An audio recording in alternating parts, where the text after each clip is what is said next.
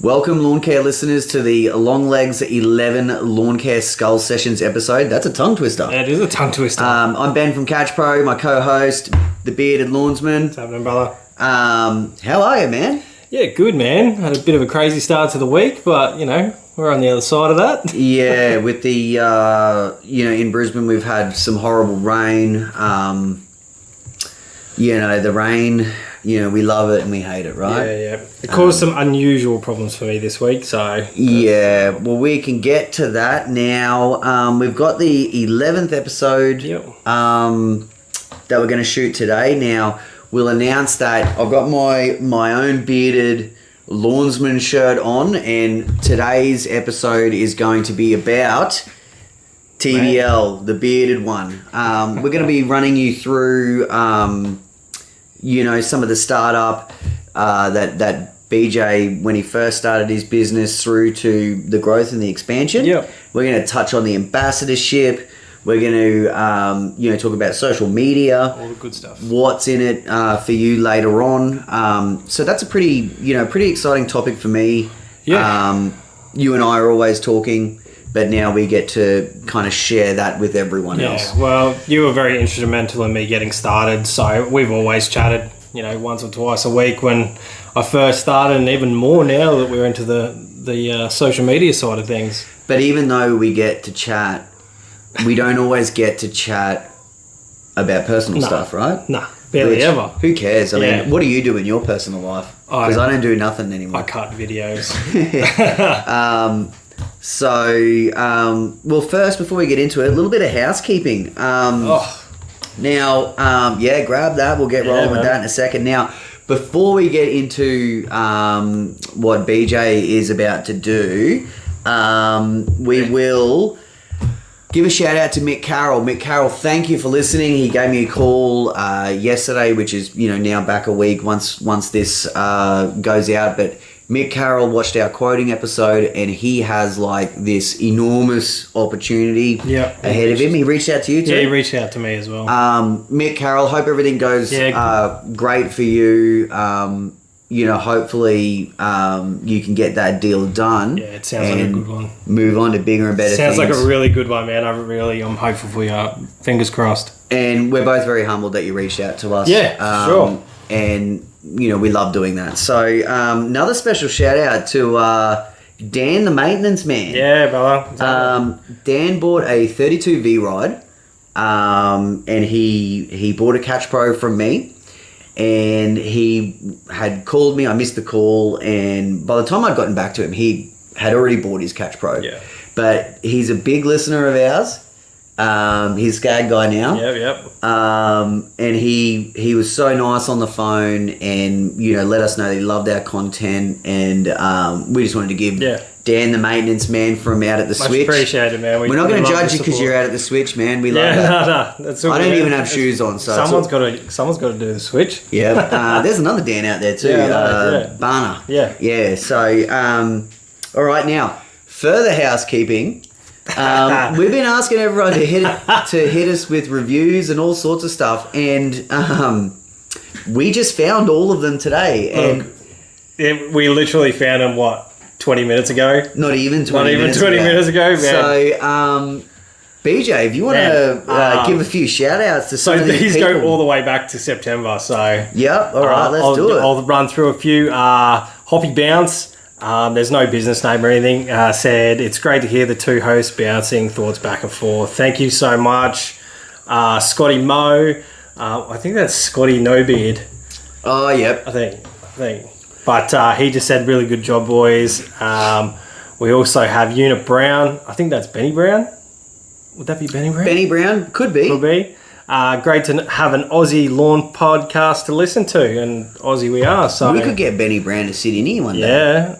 Yeah, is that's it actually, him? I think so. Yeah, so he is a unit, by the way. He's huge. Adam's son Joel. I'm the wife of I'm the wife of a lawnie, only doing the books. She said, "Good listen." So that's all that matters. Not working 1258 076. Great podcast. R Steele, nice, exclamation point, a good listen. Don Chaff, great topics covered by a couple of great Aussie larrikins. Eastside Mowing, great work, awesome info. Luke 1630, Ben and BJ do a fantastic job every time. Oh, I'm getting a swollen head. Lux Lawn and Gardens, thanks boys for the light-hearted approach you bring to the lawn game while still discussing the issues that are relevant to us here in Australia. Fernscapes Gardening, another cracker episode, Ben and BJ, keep the magic coming. Rebels Lawn Care, boys keeping it real, telling us how it is without sugarcoating. This is RLC in Gympie. Brendan, thanks man. Now, much appreciated. Is that the end of it? That's the end of it. Okay, so now that we've found where the reviews are, if anyone out there does want to leave us an additional review, we can shout them out. Review how I read the reviews. That was yeah. You guys can review BJ's reviewing skills. That's it. Now, while we're here, we'll just give a shout out to our pod brother Gary Ashton over at Aussie Lawn Stars. I finally had a chance to catch up while I was doing some building the Catch Pros. Listen to Big L, Lenny Lawler's episode from the Australian Lawn Fanatics, and also I know that Aussie Lawn Stars has some pretty cool interviews coming up. So don't forget to tune into our brother over there. Hey, you know the Carpet Grass Club tried to poach me tonight. What's the Carpet Grass Club? That's Lenny Lawler and that's the Fanatics guys. Oh, okay, yeah. They tried to poach me tonight. And then when I said no, they called me a loser. To take you away from this shoot? They said, can you come and do the Carpet Grass Club with us? We need to have a orgy shoot with them, with all of them. We should all just squeeze in here. And then Lenny can would not fit in here with you in here as well. Or he might fit in here, sit on my lap. His head will be up there. So anyway, well, when can everyone listen and watch their content? I don't want to tell you because it'll probably conflict with ours. Nah, but they don't have to watch it live. They go up live now, and see, we're not live. So. Yeah, I'd say by Friday they have theirs up on their YouTube channel and their. But if you did want to watch theirs live, it's a Tuesday night live feed. Yep. Okay, on YouTube, Australian Lawn Fanatics. Yeah, on Aussie Lawn Fanatics and on YouTube. Much love to those guys out there. Your mate, Glennie. Yeah, he's the one who's doing all the behind the. He puts it all up, and he's kind of like the producer. But yeah, they do everything live as well, which is pretty cool. Awesome. It's a really awesome community that we're all part of. So, and we do want all of our listeners to be part of it as well. The people that reached out to me, Mick, Carol, and Dan, they were super respectful and like, oh, you know, I don't want to hold you up, rah. But we're just two normal dudes, just like everyone else. Kyle's another dude. MC car to the motherfucker yow. He's messaged me as well and he loves it. Turtle messaged me yesterday. He's like, when's the live going up? Turtle is just the best. He's just honest. He's like, what's going on? I want to be involved. So another SCAG guy. We're everywhere. Maybe when the borders open up, we can do like a shoot from down in Melbourne or something. Yeah, that'd be cool. I would be nervous about that. I would be too. All right, shall we get into the episode? Let's do it. We're just going to talk smack for an hour. Let's do it. We just talk smack for an hour anyway. Yeah, that's pretty much all we do. Okay, so BJ. Yes. Do you want to catch everyone up on just a brief history of how long you have been mowing lawns for? Yep. So I've been mowing lawns for about 7 years. I think it was 7 years this Christmas. 7 or 8 years. I know you lose. It's easy to lose track. Yeah, it's season after season after season. So in that 7 years, obviously your business has evolved. Yeah. What's like some of the biggest areas that it's evolved in? The biggest areas it's evolved in is probably my work consistency. In regards to like the way that the jobs are so consistent. Yep. So I used to have jobs that were like, oh, don't come this week, and then, you know, like everybody does, and then eventually like I got rid of them, and then I picked up more, and then eventually I just thought, I'm fucking sick of these people.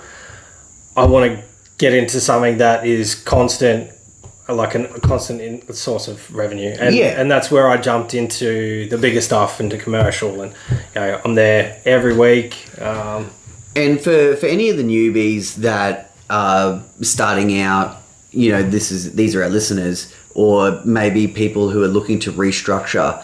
What would be obviously it is a time thing. You can't just jump in and have your diary completely full. No. But what is some of the tips and tricks to really regulate that diary? Is it... So for me, it was more of find that one contract so I found one contract and it took up 2 days a week with 2 people. I didn't have a second person when I first bid on it, but I made sure as soon as I got word through, I got that second person straight away. And that one contract allowed me to start, it gave me the security to start to weed out the shit. Yeah. A lot of people ask me, what should I do? And I'm like, you need to find that one job that's a consistent flow of income that will kind of be just enough to get you by, so you can start moving the shit, and it gives you more time to go out and seek the good, the creamy. And what about any tips and tricks for people who are not interested in looking at any contractual sort of work? So let's say they just want to do 10 yards a day, the residential game, because it's a super profitable business. Oh, hugely profitable. And even though you can't always regulate your income, what would be some of the tips and tricks? Route density is probably one. Definitely. That's probably one of the biggest ones is route density. And then the other thing is, don't be afraid to drop customers. If they're not doing right by you, then there's no point in having them. And what it does, probably what I'm thinking, or at least what I am getting from that, is that, when one door closes, another door opens, right? Yeah. It's just the way that it works sometimes. It's always been the way. And because as soon as you get rid of something that's not good for you or your business, it's so freeing. Like, just recently, I just got rid of 15 customers, and it was so freeing. I slipped in another new village, and it was just such a freeing, because I not only took away more than what I needed. I took away a whole day's worth of work, and then I slipped in half a day's work. Yeah. So it was just a big relief, and I make more money on that half day work than I was on the full, because I had still got customers that were don't come this week. Yeah, I know for us in Greenscape Solutions, one of my tricks was the regularity of a customer. Yeah. If someone said, I only want it 3 or 4 weekly, and obviously different regions around Australia, I'm assuming in most locations you can mow fortnightly. Yep. But definitely in Brisbane, you wouldn't consider anything else. No. And one thing that I always did was, right off the bat when I would go to a quote, how regularly do you want it?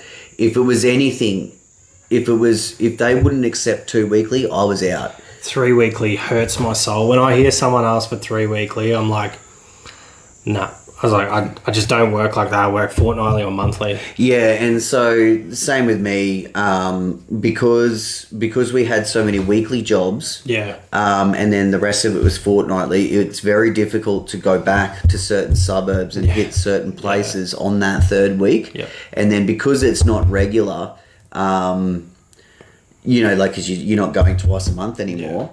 Yeah. So I know, and what I always.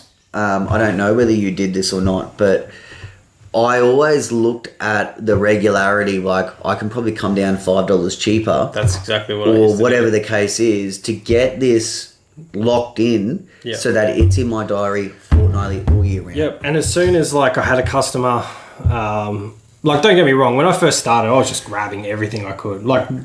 You do what you do what you got to do to get through. That's exactly we all right. know that. But as I progressed, it became more of a thing.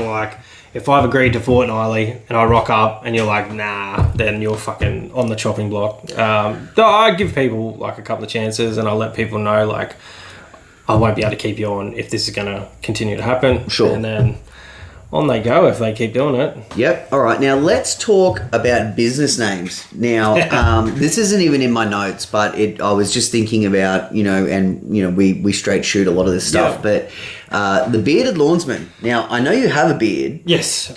Is that exactly how it originated? Or did you choose it and then be like, holy crap, I got to grow a beard? No, I've always had a beard. Like, I've had a beard since grade. Yeah, but you used to have the little toady beard. I had a little, I look like Toady from Neighbours. Now, let me just say, everyone put that in your Google machine. Toady from Neighbours, and then maybe you could post it up on your social media. I'll just post right this now. This dude has a photo, and it is hilarious. You're famous. Yeah. I could have stunt doubled for him. But people are probably tripping out, but like BJ and I, we've been friends for like almost 20 years. Yeah. But there was a time in our lives when BJ was having children, and then later I was having children, and then all of a sudden he's a lawnmower man. Yep. We didn't get to see each other that often. No. So that's why I'm legit asking you about it, because I've always known you to have like I've always had a goatee. I'm going to say gentleman's beard. Yeah. Now you kind of looked horrible. Like, looking back at photos, it was like this little pencil thin. That was the style. That was when I had hair too. But the real question is that what you had when you chose your business name, or are you already going with the mongrel? No, so I was. Yeah, Can I say mongrel? Mongrel. Fine. So I was working in a seafood room basically, and they had to order in beard nets especially for me. I had a decent beard. Like, I had a really big beard. This is tame compared to what I used to have. And when I left that place, the name was the hardest thing to come up with. And it was at that time, I don't know if you remember when beards were like just peaking. They were like, people were like, ooh, hipster. Yeah, man. And now it's the mullets. Like Duck Dynasty and all that sort of shit was all the rage. And like, yeah, now it's all the mullets. No, I'm sticking with the beards. Like, man, if I didn't have grey hair, I'd be fully cranking a mullet and a stash, and I'd be rocking up. G'day, I'm Joe Dirt. Oh my god, you would look like Joe Dirt. I had a beard. My wife just will not let me have a mullet. My daughters, I know that they'd love. Oh man, I know that they'd love to play a little ratty in there. Anyway. Sidebar. So yes, I had a beard at the time, and it was a good beard, and I was running through all these names, and I actually called you and I was like, what do you think of the Bearded Lawnsman? And you were Greenscape Solutions by then, and you were like, you were on the fence, I think. Yeah. You said to me too, I think it'll be a good name for exposure, but it won't be like a full-on professional name. And I did take that on board, but I just couldn't get off the Bearded Lawnsman thing. I mean, one thing is, I remember when I heard about the Bearded Lawnsman, and this was before Catch Pro, and this was when I was in my big push to really try and expand into villages and stuff. Yeah. And I've always been in the mindset that if you have a broader name and a professional name, it can really help you, with your advertising and everything.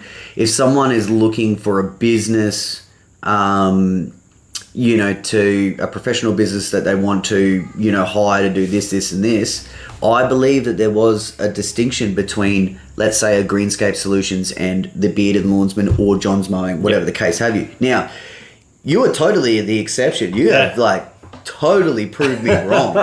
Now, I still do maintain that the Bearded Lawnsman, I think it keeps you in people's backyards. Yeah. But man, I cheated though. I had a dual business. So I tell people I'm the Bearded Lawnsman, and people love it. Like, talking to people face to face, it's amazing. But when I send my paperwork, like a proposal or something, I'm TBL Property Maintenance. So the Bearded Lawnsman Property Maintenance. I have a different logo for all my letterheads. I have a different logo on my invoicing program, everything like that. And they get invoiced by TBL Property Maintenance. Yep. But I am still the Bearded Lawnsman. Yeah, I think it's a pretty good 1-2 punch. Yeah. It would be silly for someone to not hire you, based on the business name. But you have to, I think, when you're talking about business and everything, it has to be a consideration. Yeah, and look, when you put something forward to a committee of 15 people, they're not going to be like, they had TBL Property Maintenance and the Bearded Lawnsman, you know they're going to look straight at TBL Property Maintenance. Oh, this guy seems a bit more professional. This guy seems like he's being a bit of a funny fuck. And, you know, we'd rather go with the more professional. Little do they know that I'm both. So fair enough. Yeah. Now, I wanted to just get a quick. Well, I wanted the listeners to try and understand how has your business evolved pretty quickly. Yeah. But did your equipment evolve? Yes, and as my equipment evolved, my business evolved after the purchases. So my business actually evolved after I built the equipment bank. So it was weird. Most people would go out and buy equipment to suit a job. I bought it to target jobs. Yeah, I've always been like super firm on there's nothing better than being equipped. Yeah. Now, don't get me wrong, I had a point where I only had one off-sider, like one worker, and I'd go into villages and I'd saying, with proposals saying, Ben and my team, and, I'd make out there was 7 of us and all sorts of stuff like that, so you can wing it to a certain extent. But there is nothing better than being equipped, right? That's 100% right. So talk us through, obviously, you had all your standard stuff, but when you were upgrading, I know that you've recently gone from a standard push to the SFC 30, which is the 30 inch push. Yeah. We know that you've got the 32V ride. Talk us just quickly through how that has been able to make you more efficient and ultimately make you more money. Yeah, well, the SFC 30 was a complete surprise. Like, they did tell me when they were coming in, SCAG said, hey, Rob gave me a call and said, hey, you're going to get one of these. You're going to have to put it through its paces. And that was just like mind-blowing for me. I was like, oh my God, this is awesome. But before that even came to be, I had bought my Tiger Cat. So before I had a 42-inch country clipper, Avenue. It's not a full commercial machine. And I was just, the jobs that I was picking up were growing. Yeah. And my pace was still the same, and I was not like, I just wasn't, I don't know. To put it in perspective, the 42, because I had a 42 clipper. Yeah. Well, mine was actually a 41. Yeah. But anyway, great machines. Yeah. But we actually did use it at the 40 acres, and that's fucking brutal, right? Yes. You didn't have to use it. No. But young Robbo had it. Yeah. And it was brutal. Yeah, it was pretty, and the ground that it covers is nowhere near what I can cover on my new 48-inch Tiger Cat. So that was my first investment, and that actually propelled me into more acreage work. I was able to do acreage work quicker. I felt more confident in my pricing because I was knocking the shit out of the park. Yeah. Like, that thing travels like 20 k's an hour, so I'm flogging through acreages like there's no tomorrow. When I got to my village, I could throw my catch pro on the side of it and I could catch this village. Like, these villages that I have are like set out, there's small bits of grass, but I could just chuck the catch pro on, roll over like 4 or 5, empty the catcher, roll over another 4 or 5, and it was just so much quicker. What exactly is this Catch Pro? Can you explain to everybody what this Catch Pro is and where you can purchase it from? So there is a place where you can purchase from. It's catchpro.com.au. It's a great device. It's a side bagger for your zero-turn mowers, and it works very good. Sounds great. I enjoy it, and I actually was there when the whole thing started. So that was. Yeah, that was. And I heard the dude who sells them is sexy as hell. He's handsome. Yes, he gives me a little chubby now and again. But that was a good thing too, because I came up with you when you were doing Catch Pro. I had your prototype, and then I've had one after that. How old's Catch Pro now? We've been on the market for it's maybe 3 or 4 years. There you go. I gave you back your prototype. I didn't destroy it. That prototype is floating around somewhere. Lee's got it. Lee has it. Yeah. So I'm still on my original Catch Pro. So, and I'm fucking rough as guts. So yeah, I mean, people can. That's a testament. People can mess them up. That's a testament. So essentially, what you were saying is that you got yourself equipped and you upgraded. Yeah. So would you say that was still, I know that you premeditated it, but was it an organic experience, or was it kind of like, look, I can feel it growing, I just need to upgrade so I can go to the next level?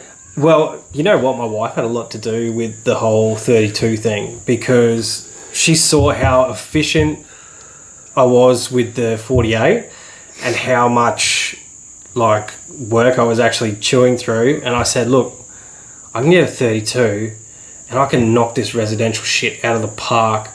Like, we can make a lot of money. Easy payment, like, what is it, $80 a week? I can fucking, any day of the week, I can do like 2 extra lawns and I've paid for my mower. Sure. Or 1 extra lawn these days. Yeah, well, we will touch on the ambassadorship stuff very soon. Yeah. And we can run through some figures and finance and tell everyone how it makes sense. But yeah, she was instrumental in saying, you know, do it. If you think it's going to be a good thing, do it. I got the 32, and then we just started picking up the work that actually suited the machines that I had. And it's actually fun work. It's good fun getting in tight access and shit like that. I've seen some of your videos. Yeah. Now, if anybody wants to see some cool videos of this 32 in action, head over to Instagram at the Bearded Lawnsman or TBL. Yeah, TBL, Bearded Lawnsman, are both of them take you to there. There's some really cool videos of you squeezing through places that you can barely squeeze through. Yeah, there's literally, I'm almost as wide as a machine, which is crazy. It's a tight squeeze, and I always do it one-handed, so it's always like...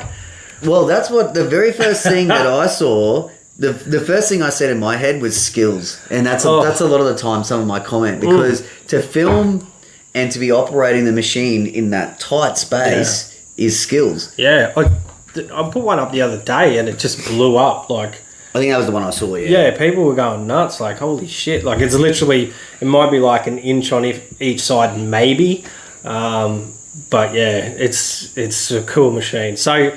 The 32 was an amazing investment, and it's making tons of money, and I actually really love using it. It's very quick and does all the things I need it to, and it's a full commercial unit. So I think for me, I don't really worry about it because it's so high spec. Like, it's, you know, it just looks after itself, really. Yeah. I just have to change the oil and grease it, and she's sweet. Now, we're just going to go straight into the ambassadorship, seeing as you can't help yourself plugging all this SCAG gear.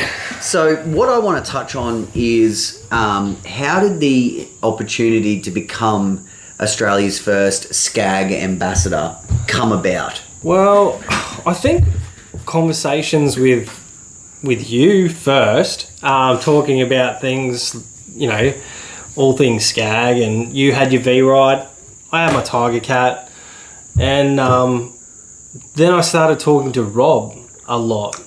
Rob Shearer from International Mowers, he looks after the SCAG side of everything, and bloody great bloke. He's the man. Like, I just call him up and chat to him now, and he's a top dude. Like, he's super approachable for any customers or any potential customers. Well, you just need to look on, say, the LMCA page. If someone's got a question, he's like, call me. Here's my fucking number. Yeah. Like, that's amazing. And he's like the top man at, like, for SCAG in Australia. He does all the ordering, everything. So the opportunity probably, so you were a customer first, and you were a consumer and a user, all of that stuff. Yeah. And then you had already had some social media following as well. Yeah. So the social media thing, like, I mean, maybe the ambassadorship and the social media sort of join forces a bit. Yeah. Because if I didn't have that social media, like, what's the point in being an ambassador? Yeah, so you need a platform, right? You do need a platform. So realistically, when you started Catch Pro and you started your social media thing, I was like, well, that looks kind of fun. And it might be a good way to help Benny sell some catches. So I just jumped on and I started. And after a couple of weeks, I really enjoyed it. So my eldest daughter's got a disability, as you know. I don't have hobbies, man. Like, I go home, look after her, play with the other kids, do some stuff around the house, and then I'm like, oh, you watch a show? But, like, you know, I kind of want to be busy. So editing videos, posting, replying to comments. That's cool shit. Like, and there's a lot of when you're looking at other influencers and brand ambassadors, there's a lot of serious content, whereas a lot of your content is pretty loose, and I know I love it. Yeah, and we can't always do those things with Catch Pro. That's true. But we do push the boundaries pretty hard. Yeah, but I mean, at least from the outside looking in, it lets everyone else know, hey, you're just a normal guy like us. Yeah. Well, and it's relatable. Yeah, and that was the thing with Rob too. Like, he was straight up. He's like, just be honest with everyone. Like, that's always been his thing. Just be honest and tell people what you really think. So when I get people saying like, I don't know if I'll take BJ's advice because... Well, hold on there, dude. So when we have, people, we see the comments and they might not be directed, directly at you. Yeah. But when you see comments of like, oh, I want to hear about this SCAG machine, but I'd rather not hear from BJ, or I can't wait to hear an honest opinion. Yeah. How do you respond to those slapdicks? Well, that's seriously, that was the worst one when someone actually said my name and said, I can't wait to see an honest review. And I was like, hang on, fuck you. Like, everything I say is honest. Like, if I didn't like what I was doing and I wasn't making money using this equipment, I would be like, yeah, look, it's not really that good. Yeah. But I'm fucking making so much more money than I was. I've got way more time on my hands and I've got fucking so much more fuel in my legs. So I think also what probably needs to be announced is the fact that you weren't approached for ambassadorship because of your social media following necessarily. You were a customer. You paid money for your stuff. I paid for my machine. I don't know if everyone knows that, but I paid for my machines. Well, the SFC 30 is that's a testing unit, and I was gifted that to just smash it. Like, do as much work as I could with it, and that's what I've done. So my other two machines, they get direct debited out of my account they're on finance. And I think that's what, when people see or hear about influencers or ambassadors, obviously, and let's just correct everyone, you don't get a paycheck from SCAG, right? No, I don't get paid any money from SCAG. I got a few shirts, and I got a few other shirts that I wear to work. I got some hats. Like, I mean, I'm sure I get, the typical stuff. Like, down the road, who knows? One of the things that I jumped on the ambassadorship thing was too, I don't know what's going to happen down the track. I could fall off a ladder and fucking cook myself. But then I'm hopeful that maybe I've been with this company, this other company, SCAG, for long enough for them to be like, hey, seeing as how you're so passionate about the products that we sell and you love the brand so much, why don't you come on and do something with us, and maybe that might be another avenue. I don't know. Life it's just, after mowing. Exactly. Like, I'm kind of trying to think ahead because, like, this is a tough game. Like, it's a pretty heavy gig on your body. Like, just look at me. I'm 35. 35, and you walked around with a fucking back belt on before. I have people at the village from the back of. I don't know. Should I turn around for the camera? So, like, I'm walking and you can hear these old women giggling. They think I'm a bloody resident. How the hell am I going to be 70? Oh. Anyway, that's very offensive. So, okay, cool. So, but the haters, man, like, slap dicks. Yeah, fucking. I only take offense really when they're like, when people think I'm not giving an honest review. It was the SFC. I can understand it. It was a fucking direct shot at me, and it was about the SFC 30. I'm like, it'd be nice to fucking, if someone could actually come to me face to face and like talk shit to me. Yeah, and it's the same. Look, the only reason why I understand it so much is because obviously I have so many products that I sell. Yeah. But we don't sell anything that we wouldn't use ourselves or that we haven't tried. Now, ultimately, there would be some like we have gloves, for example, and I've never been a huge glove dude. No. And, but all my workers, they use the gloves. You gave me a set. I'm just lazy. Like, I still wear the gloves if I'm doing bougainvillea or something, but I'm not one of those dudes who will use them if I'm weeding like a gravel path or something. Like I'll definitely use them. Have a look at these hands. They're not good. I fucking smashed myself with a hammer yesterday on the thumb. I got perp thumb. Yeah, I got instant blood blister today from hitting something. No, but yeah, I know what you mean. Like the gloves, you gave me a pair. I've used them for ages, and I know your boys did as well.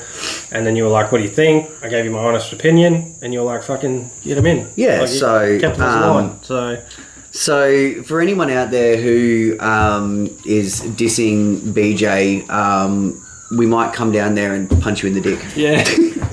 Punch you right in the dick.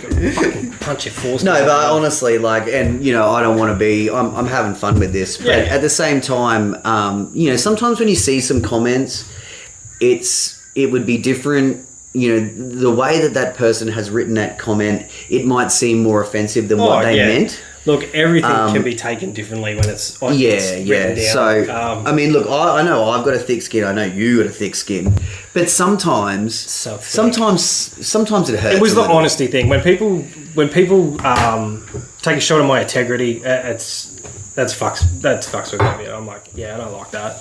But yeah, fuck the haters. Whatever. So, along with just piggybacking off the haters, when you're doing your filming, when you got to get certain shots of, the SCAGs or the Catch Pro or whatever it is in certain, conditions, walk us through if that is a stressful process. It's so stressful. I mean, some of these things do happen organically and it's easy. Oh, yeah. But sometimes, you'll shoot a video. Yeah. And then you go home and watch it and you be like, the wind is fucking everything. Yeah, well, I don't have to worry about my hair. But no, I know what you mean, man. Like, I have so much dead footage that I'm just like, oh, that's fucked. And a lot of people don't realise. I know there's heaps of guys that are on social media now in Australia, and they would know. There's a lot of time and effort goes into even taking a nice photo or something. Like, I'm lucky because like I have a lot of nice sites, but having the time to do your job, set up your camera, do your job, come back, make sure everything recorded sweet while you're like, still working. It's a stressful thing. Yeah, I mean, getting in front of the camera is not even the most stressful part. It's just getting everything else to work. Even doing this, the first couple of times, I was like, fuck, what do I look like? I wore a grey shirt and I think one of my titties was like bulging out. I was like, oh, fuck, I want to delete that whole thing. Yeah, I mean, look, because I know for me, when we have to get certain shots of products and then you got to go and edit it, make sure everything is presenting the way it should. Yeah. Then you have to post it at the right time of night to get the traction that you need. Yeah. Then you need to stay on top of all the comments. Yeah. Oh. And it's great. Yeah. But it's work. It's a lot of work. I mean, especially when you get a video and it's like fire. Like I did that dancing video in the rain. I love that. Bro, I love you for that. It was actually really good. Like that was an organic shot. I was like, my offsider's name is Will, and he's a fucking champion, man. You're a good dude, because I looked at him, I said, film me. And he just pulled out his camera and he just started filming me, and I just started stripping for him.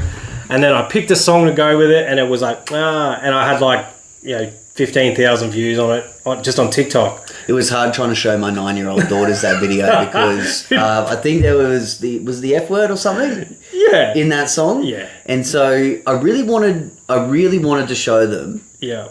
Uncle BJ doing a little dance. Oh. But then you needed the music. Yeah. And then they're straight away, they're just like, Dad. Yeah. And I'm just like, right, don't worry about that. Just listen to everything else. Okay, so something I didn't know is my daughter's got TikTok and her friends have TikTok. And I think we just took it off the girls. So they can't be trusted. Well, Chloe's pretty good with it, but she knows shit. I didn't know her friends were following me as well, because I don't keep a lookout on my friends. I knew she was, but I didn't know her friends had started following me, and I was like, oh no. Like, she told me after I'd done the video and I said, here's my phone, find them all and block them. And she had to go through and block them all. I was like, nah. Yeah. Right. Just a little sidebar for the audience. Obviously, our content is pretty, most of it's a straight shoot. Yeah. We're mostly talking to, I know my target audience is really adults. Yeah. I know we might have some, young'uns that listen in every once in a while, but I did hear on another podcast, they're talking about swearing and whether it's acceptable. I just wanted to basically ask our audience, is the way that we do things acceptable in an adult environment? Yeah. We don't mind, being role models for professionals and adults. Yeah. The kiddie thing. I can turn that on and off whenever I want to, but I think in an environment like this, let's say a rock hits you in the shin when you're snipping. Yeah. It's not like you're going to be like, oh, bumblebee. Yeah. No, I get it. And we've always, we've known each other forever, and we've always sort of, been like this. The banter that we have, we can literally turn the camera off and we'll still be talking the same shit. I am just myself. Yeah, that's all we can be. I couldn't sit here and be like... It's hard enough not trying to drop the C-bomb. Yeah, look, I would draw the line there. Yeah, I don't have a trouble not dropping the C-bomb because...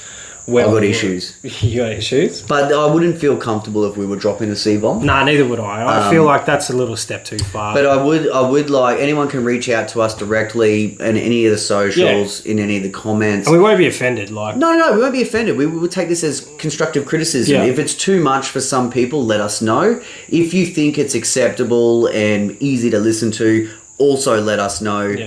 Because that's most of the comments that I've had personal, you guys are easy to listen to. It's like talking to mates, blah, blah, blah. It's, and they're the kind of people that we kind of have been targeting, are people like us. But if we're hitting a broader target, then I can pull back. I don't mind. Yeah, I don't want it to, look, when I'm in my catch pro mode and I'm reaching out to a potential distributor or a brand, let's use Rob from International Mowers as an example. I didn't reach out to Rob and say, "Hey Rob, how you going? Check out your fucking catch pro." Yeah. As that relationship evolved, he will ring me and he'll say, "What's up?" Drop the C-bomb straight on me. And it's, I'm not saying it's cool or right or anything like that, but it's just like once, that relationship has grown. That's the thing. And, we sort of have that, we can be cool with each other. But yeah, definitely let us know and we'll have a chat. So moving forward, because that was a pretty mad sidebar. Yeah. I wanted to talk to you about networking. Yeah. Now, networking in the form of the Bearded Lawnsman, along with all of the social media, America, any other brands. How important is networking no matter what you're doing? So networking, I feel like, it can be put into any business and help you succeed. I think networking is one of the biggest things from the customers you have now. It can be like a random old lady who has a son that manages a village. And you're nice to that old lady, she tells her son, and there you go, you're in. So I've got a customer at one of my biggest villages who has a daughter that manages, she's a chairperson on the committee at a smaller village, and that was my in. And that's only because I talked to this little old lady and she's lovely, and I'm always really nice to her, and then she told her daughter how nice I am to her, and then there we go. And that's so great. Networking is like from that little old lady to like a $60,000 a year account. Yeah, okay. So that's in the TBL world. Is it the similar experience with, the Bearded Lawnsman in terms of the media side of things? So Bearded Lawnsman, talking to people, it kind of happened organically how I always had a beard. I always use products in my beard to keep it nice and healthy and shiny. I reached out to a new company when they first started, and just chatted to them for a while. And I actually, again, Who's the company? they are Muscle Beard Australia. Fantastic products if you are a bearded man like me. Would they have anything from my rape stash?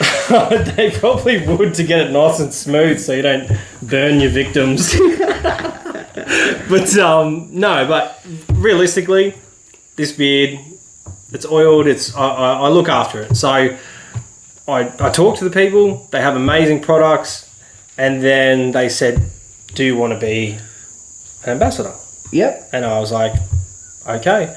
So I don't actually get paid for this ambassadorship. I don't know how many ambassadorships. I It's mean, not about this. It's about growing that networking bubble. I'm yep. you know, they do hook me up. So they sent me a jumper, sent me a few products to test, pretty much like everyone. So Muscle Beard Australia, if you have a beard, go and check them out. TBL 15 will get you 15% off at the checkout. Woo! Do they listen to the podcast? We need to get our first sponsorship. We're doing this shit for free. Yeah, that'd be nice. I'm happy to do it for free because I really am. Like, this is, like I said, this is our hobby. I mean, I definitely would love a sponsor, but yeah, they actually are making me a Muscle Beard Australia shirt, so I can switch it up. Like, I'll always rep something SCAG, but Muscle Beard Australia. But yeah, they just said, like, we like what you do. Yep. And I'll just throw up some videos and. So networking is like super important in so many different aspects. Even with us, like, you know. Oh man, and me, like, I'm the you're networking fucking king. Dude. Like, I know when I was talking to, let's say Jack Max, for example, those slap dicks.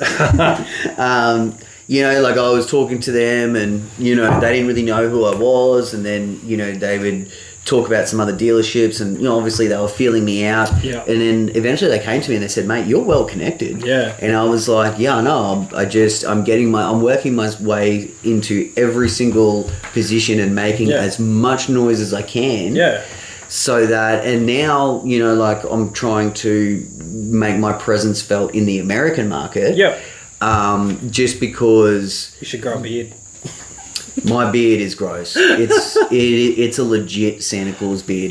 There is no colour left in it. It is grey. It's bleached from the sun. No. It's dead set grey. I mean, it just doesn't look good. People think I'm a creep when I'm walking around with my wife.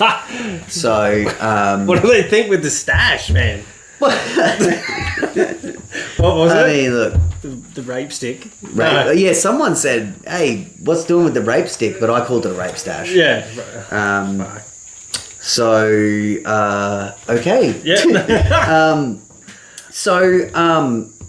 When we're talking about networking, you know, obviously, how long, like, where are you going to go from here? Are you looking more to grow and succeed in the lawn care world on the tools? Or are you looking to take this media as far as you can possibly go? So the podcast is going to be instrumental in the media side of things. Yep.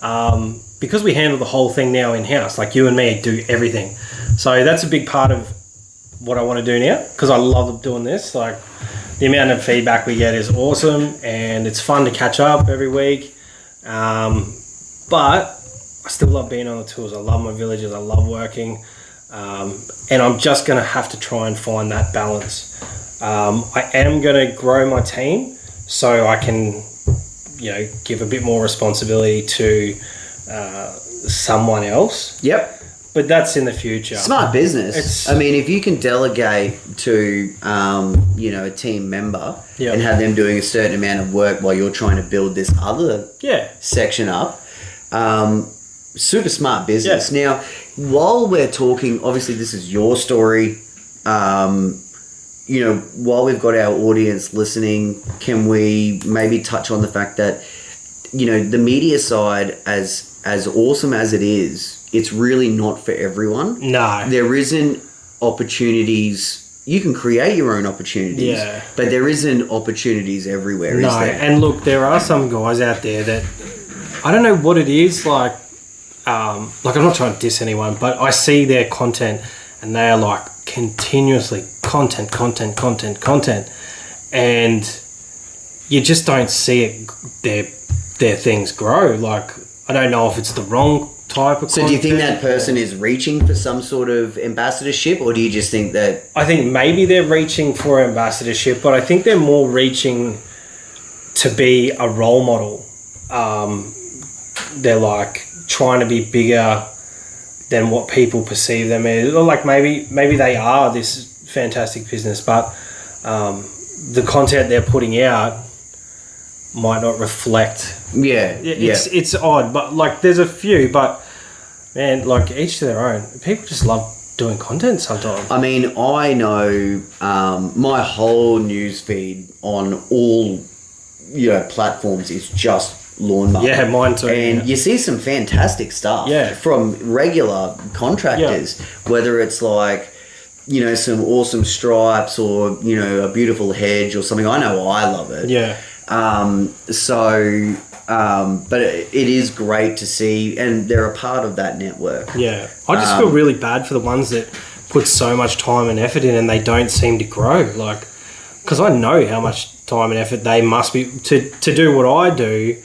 I don't even do as much as I'd like to, and I know how much time it takes me. So if there is anyone out there, I know some tips and tricks when I was trying to reach, and I obviously it's difficult. I can't really be an ambassador for anyone just because we make products that suit. We make aftermarket products that suit, so many brands. Yeah. It's difficult to be affiliated with one brand. Yeah. Now, obviously, we have our awesome brands behind us. Yeah, everyone's We're still friends with them. Yeah. We got Hustler, Cox, Ego, SCAG. We actually do have a Walker sign, but it's not up at the moment. This is like an interim thing until I get settled and we get some shit happening. Yeah.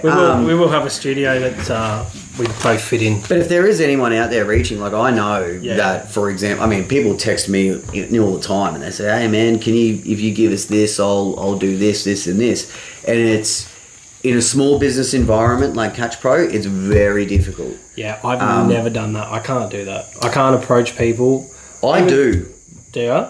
Yeah, absolutely. Like, I found social media to be one of the best tools. So when I made contact with Corey Ballard for the Catch Pro, it was through social media. Because you can just friend these people. And if they're not your friends, you can just flick them a text. No, I didn't mean that. I can do that, but I can't message someone and say, hey, I've got this platform, give me this and I'll do this, and this. Like, I feel bad doing it personally. I can. Like, same thing. You do it. I just texted Ed Wright straight up. It's like, hey, get some mower. Yeah. Now, he didn't give me one. I didn't get anything from it. But, you know what I mean? Like, you planted the seed and the seed just didn't grow. Oh, well, I just had so many, I was reaching to everybody. Bro, you were so hard to get on the phone. I'd be like, just fucking talking to you. Answering machine. Leave you these fucking. I'll just sing to your answering machine. Hello. Yeah, just clogging up my voicemail. Yeah. All right. So what's next for the Bearded Lawnsman? Well, like I said before, hopefully I can find a really cool balance where I can have my social media. We can grow the podcast because I love doing this. This is one of my favorite things to do, and I'd love to keep growing my business, my lawn mowing business as well. What do you think is an ideal team size that you would? Obviously you've just got a worker now. Yep. A full-time worker. Yep. What would be the ideal size for TBL Property Maintenance? I've got my eyes set on 4, a crew of 4. Plus yourself? No, just 3 others and me. I'm feeling, because man, we've gone hard out all year. Like, without Will, like, my business would not be where it is now. And I need another 2 of him to go forward again, because we haven't really had a break. Like, Christmas is coming up. We're having about 9 days off, and I'm so excited. You're having 9 days off? 9 days off. Whoa. Yep. It's unheard of, man. 9 days. I don't know. I call Oh, good on you. I'm not tripping, but no, it's the public holidays. I'm literally only missing 3 days of actual work, and everyone's cool with it. So everyone's fine with it. Oh yeah, man. No, you got to. They were actually the ones that approached me and said, "Are you having holidays?" And I'm like, "Well, I wasn't going to," but talking to my wife, like, I got kids at home. Like, even though I have a really good work, like I'm home at 3 most afternoons. Some days I'll work back a bit, but yeah, get to see the kids wake up, chat, have breakfast, and they'll be on holidays. And I've got the young fella now, and he's my poor wife. He's nuts. So he's running her ragged, and I don't know. I moved out of what I was doing previous. Not only because they treated me like shit and they didn't use me to my full potential, but I also wanted to spend more time with the family. That's a huge thing for me. And yeah, that's... You're so fucking adorable. No, so that's great. So you would want to build it into like a 4-man team. I think that's a pretty good size too. I've had a 4-man team before. The team, I wouldn't say was a very good quality. Like I could have done that better, with hindsight. Yeah, I remember that team. Was I a 5th wheel there? No. Was that when I first started? I think it was. Possibly. It was when I picked up the retirement village and I still had the village before the... Yeah, that was when I first started. Yeah. That was when I first started, and I sort of came to your village and... Yeah, I used to jump on board, but I didn't. I learned how to hedge and shit like that at that village. I'm a fucking awesome teacher, eh? Yeah, you did. You did a fucking good job. So you're ultimately 4-man team. So when people are picturing this in your head, that's probably 2 rigs. Yep. So 2 rigs, me and an offsider, probably a new guy because I like to teach people the way that I do things. Yep. Is the way I want things done. And the 2 senior. So I'll build it to 3 and then I'll build it to 4. So I've got 2 guys that have, got some experience. They already know how I like things done. They'll already know the jobs. They can go out and do that. Then I'll take the new guy. We can go and do, I can teach them. I'll have a bit more time. I don't want to be a millionaire. Like, well, being a millionaire would be nice, but I don't want to. I was always told by people who are quite successful around me, don't grow the business too fast because you'll fuck it. Well, I mean, even now we're facing so many challenges, and I've been through it in greenscapes where you're too big to be small and you're too small to be big, and now we're all of a sudden experiencing the same thing in Catch Pro. Yeah. We run everything from the household, and we have, like 3 rooms of stock, and we're building, and people keep saying to me, oh, you need to hire someone to build those catches, but that's not what I got into it for. Yeah. I love the fact that Vicky and I get to work with each other. Yep. We get to spend way more time with each other. We get to go to business meetings together. I can build in the comfort of my own office. Yep. I really love that situation, but at the same time, you're not going to cap yourself. Yeah. If you need to get a warehouse or if you need to, put someone else on, it will happen. Yeah. But at the moment, I'm like I used to be in greenscapes where I feel like I need to do everything myself. Yeah. Because otherwise it's not going to get done the right way. Yeah, and I just listened to Gary's podcast. I think it's with Michael Tasker. I didn't. I fully caught up except for the latest episode. Okay, so Mitchell, I think it is. Mitchell, yeah. So I listened to that, and his point, like the way he was saying, like he would train these guys and they'd leave, and he'd train them and leave. That's why I'm like, fuck, do I want to build? Like, do I want to just stick with a team that I know, like, Will's solid as a rock. He loves what he's doing. He's appreciated, and I make sure he knows he's appreciated. I'm like, do I want to change that? And then I think, I know I can do bigger, and I know I can do better, and I love servicing these big customers.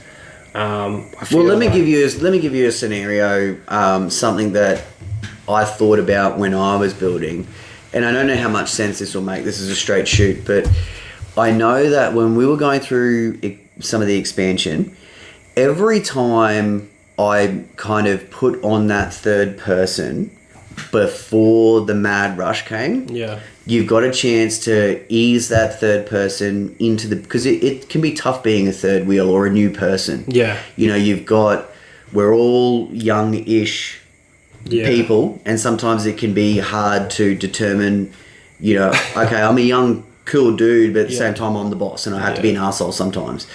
But I think when you're introducing that third person, when it's not so much of a mad rush and there's not so much responsibility that has to be delegated, they can be trained the right way. Yeah. They can learn your way, and later on they can grow with you. Yeah. Whereas if you've already got the contracts and you just need to mad hire someone, you take what you can get. it's like the energy, it's like it's too overwhelming for that person, and you know, you end up settling for someone who's not the right person. That's just my 2 cents. No, that's fair enough. It does make perfect sense. I told you I'm fucking smart. But yeah, it makes perfect sense. It's just it's not, I don't know. It's not a fear thing, but it's like you know, if I invest in this person, fuck, if they leave, I'll be sad.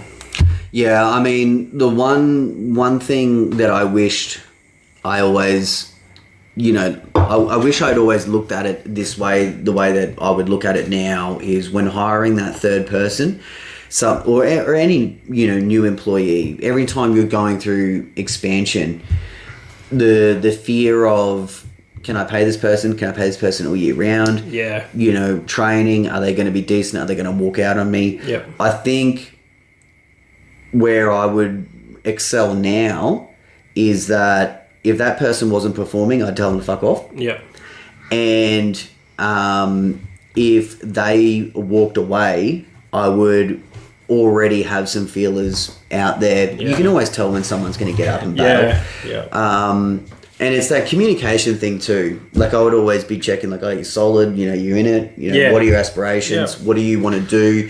Do you want to be a team leader? Because in an environment like that, someone could have a really great opportunity. Yeah. They don't have to be like awesome at running the books or doing anything like that. Yeah, they just have to get to work at 6 o'clock and do the work to the best of their ability and go home. Yep. And they can, you know, if you are creating an opportunity like that, eventually someone will come along, just like Will. Yeah, well, he was a lucky find. He was like a puppy that, you know, was abused. Yeah. I was lucky enough to be able to offer him a full-time position, and he's thriving, so that's really good. Well, we're going to get ready to wrap this one up and put a bow on it, as we say. Yeah. But I just want to say that it's been awesome watching your business grow and evolve. I mean, here you went from a dude who would jump on board with us. Was it 2 days a week? Yeah, or 2 one days. day? No, it started at 1 while I was still working at PFD. Was it? Yeah, I started coming on 1, just checking the place out, doing a bit of hedging here and there with my new gear before I even left. Yeah, okay, then I came on 2 days a week, and then... Yeah. And then eventually, you know, you got to make that step, and you got to be like, look, I can't do this anymore. Yeah. It's time for me to stand on my own 2 feet. Yep. And obviously, we get the chance. You know, when we can, we do business. Yeah. But you know, then you get to put on your first guy, and now you're looking at your next guy, and now you're looking at a new truck or something. Yeah, yeah. So that's it's crazy. It's grown just beyond what I thought it would grow to, and I'm like, I never thought, because because of my daughter, single income family for the last 15 years. We bought a house. I never thought I'd be able to buy a house. So happy for you, man. I haven't been able to do that yet, but but you're an investor. You're investing back into your business very heavily. Yeah, I mean, look, you know, I'm sure it will happen for us at some point. Yeah.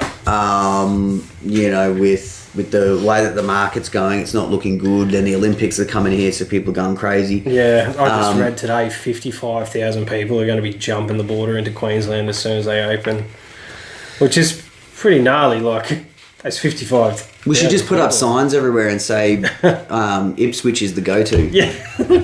Stay out and win them. Yeah, fill Dan's books up. But no, like, I want to say to you too, thank you for everything you've done to help me get this far. You're my go-to guy. I appreciate everything you did when I first started. And yeah, man, many more years to go. Awesome. Well, thank you for sharing your story. We look forward to following this story. If anyone is new to the podcast, you can look up TBL Property Maintenance on Instagram. Obviously, keep listening to the podcast. You'll get to know BJ more. Check out the SCAG Australia page as well. Yeah, SCAG Down Under. SCAG Down Under, sorry. SCAG Down Under. SCAG Australia on Instagram. There's also our Skull Sessions on Instagram. Go and check us out there. Catch Pro, you appreciate all the follows. I appreciate all the follows over on the Bearded Lawnsman. And absolutely love it. And also, if you're watching this content on YouTube, we're absolutely loving all the comments and interaction and feedback. We try and get to... It's funny because sometimes I'll reply and then you'll reply as well, but that's cool. We're not saying the same thing. We can have a threesome. Pretty much, we don't mind having threesomes